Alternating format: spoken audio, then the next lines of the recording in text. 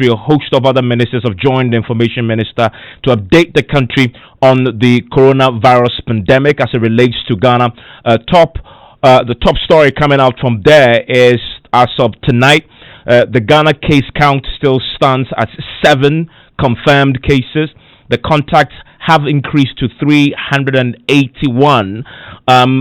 Several flights, including almost about 30 individuals, have been turned away as Ghana enforces a ban on travel into the country from places and countries that have recorded 200 plus cases of the coronavirus infection. We're also getting confirmation that emergency legislation that will impose restrictions on our movement and in fact will empower the president to implement and enforce the measures he announced on Sunday is supposed to go to Parliament tonight.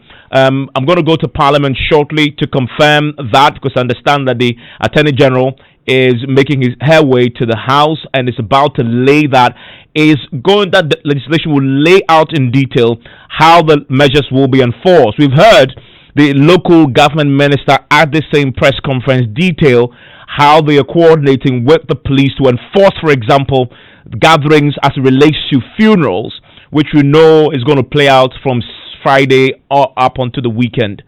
I want to take you back to this news conference because a lot more questions are being asked and answers given. When we return from there, I'm going to update you on all that we've heard tonight from this press conference. We'll go to Parliament as well, and we'll tour the country. We'll go to Kumasi, where the police have already begun enforcing the presidential directives that we're giving, and have already charged one pastor who is deemed to have violated those directives with unlawful assembly of a group of people for church service in breach of the peace, posing immediate risk to health, life, among others. We're going to tell you how the police is enforcing this. He's been charged already and granted bail. Stay with us for this. Let's return to the Information Ministry. Professor Fred Binka, and he says that these centers that have been created, Tema and Ridge, there aren't enough beds. According to him, he says there are 17 beds. He spoke to us yesterday, and so I just want that understanding as well. And so I think really what you are looking for is whether or not we have enough beds or places to treat persons who have complications that require hospitalization. Exactly. Yeah. And where these individuals are being treated, because these centers were designated for that purpose, and so is it serving that purpose right now with these 7 persons? Another question, when you very quickly. addressed us and you said health experts said we should expect more cases. We know yesterday in the United States alone. No, I didn't say they said we should expect more cases. And I said there's a general theory of pandemic management, which says that often the numbers go up a bit before it comes down. And so there's a likelihood. I am inferring, not you. I am inferring that there's a likelihood there will be more cases. Yeah. We know yesterday in the United States, 1,000 more cases were added because there's been a rule that's been expanded for testing.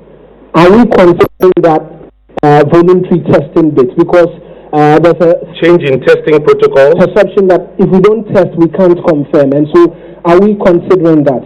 And then there's rumors circulating. I have to give other people an opportunity. Yes, sir. Okay. Please come. You've done about 4 questions already, so let me hear a few. My name is Patrick. I work with Dr. TV. I'd like to speak to you. Patrick. The Tafakan one may refer in prisons. I could go around my if you're now, we've been out there, kind of, we've been out so. But that's so you honest and the bonnie knowing said, and yet, Bonnie, be a teacher, yet, you mean, or no, yet, congested Katana. And I feel so, in passport office, all those areas online, but it was a bit, when we say what opportunity for them, move for some material. And so then now, for my team, I hope you'll be able to try you. Okay, let me take 2 more. If you give me a suggestion, I'll take your suggestion. But if you ask a question, we'll give you an answer. Yes, sir. Yes, sir. Please. And then, madam, I called you. Chief, I'm sorry I hadn't called you out. I called the lady there. Yes. Yes, sir. And then we'll respond to these ones and come to a final batch. Yes, sir. Go ahead, sir. Okay. Honorable, good evening. The first question here, Ghanaian Times newspaper. On this story, page 18, there's alleged patient new Tema. Alleged coronavirus That's what it is. But of course, I'm going to test it. I'm going to now for some time now. Or say why to one town with Jan Coy. That's what the story said. Page 18 in there. Tell me about page number you know. So better me who from Ghana Health Service company for if me aware of this information if you can in terms of banana. And I am there too. Persons with disability for Sudin Komokakra. I'm not sure say if you who born more born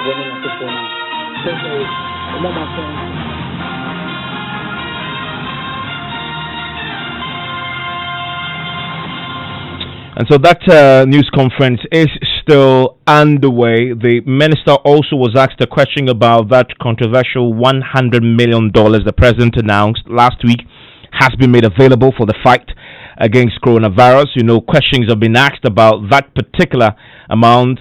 Is it available? Has it been disbursed already? How much is the government contribution of that? Are we now accessing it from the World Bank and the IMF? The information minister refers that answer to the finance minister. Says the finance minister will provide the details, but he's focusing for now on of course the updates as they've been giving on the actual coronavirus cases and the contacts and what the health officials are doing to limit further spread. And so that question still remains unanswered. The detailed breakdown of the $100 million, the fundamental question of the president said has been made available. Is it available? We're hearing already from the Immigration Service that they've already put forward their own request for part of that funding to be released to them. They are yet to release. They are yet to receive their share. I'll bring you that detail shortly. But I want to take you to Parliament. You heard the information minister at this press conference make a note of the emergency legislation that will really empower the president to implement and execute and enforce the strong directives he issued banning public gatherings, etc. Joseph Opoku Gakpo is on the line with me from Parliament with more on this. Joseph, the information minister just announced that the Attorney General is expected in Parliament tonight to lay that emergency legislation, and we expect that under a certificate of urgency it may be passed. What more do we know about this? So it will be called the Imposition of Restrictions Bill 2020. So a while ago, a document has circulated here in Parliament, not the said legislation itself, but an outline of business for the House and MPs this evening before the day comes to an end. And it's a bill that will be presented by the Attorney General and Minister for Justice, known as the Imposition of Restrictions Bill 2020. It will be presented for its first reading, subsequent to which it will be referred to the appropriate committees. We envisage that it may most likely be sent to the Defense and Interior as well as the Constitutional and Legal Affairs Committee of Parliament.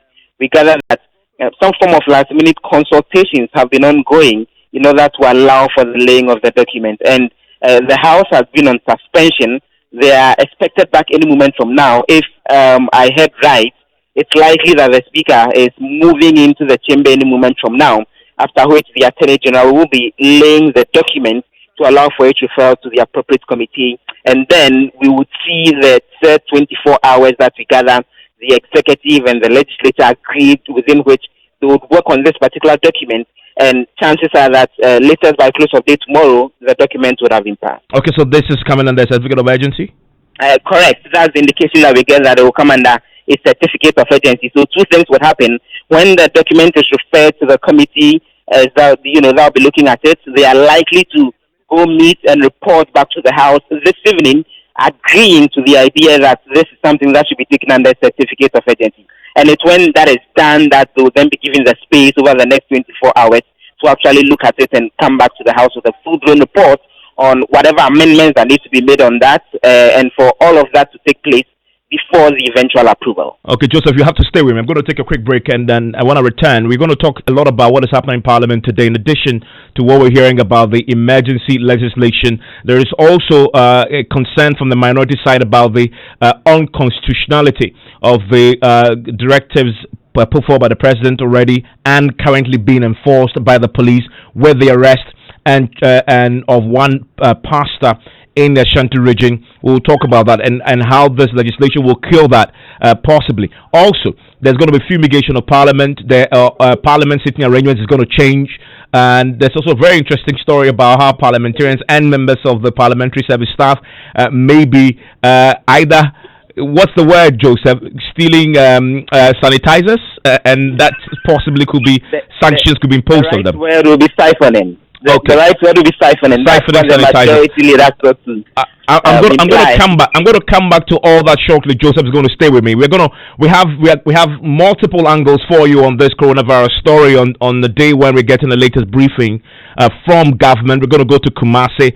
We are going to tell you what is happening at the various hospitals, the updates on these 7 cases that we've been told of. We're going to update you on the travel bans and restrictions and what is happening at the airport tonight.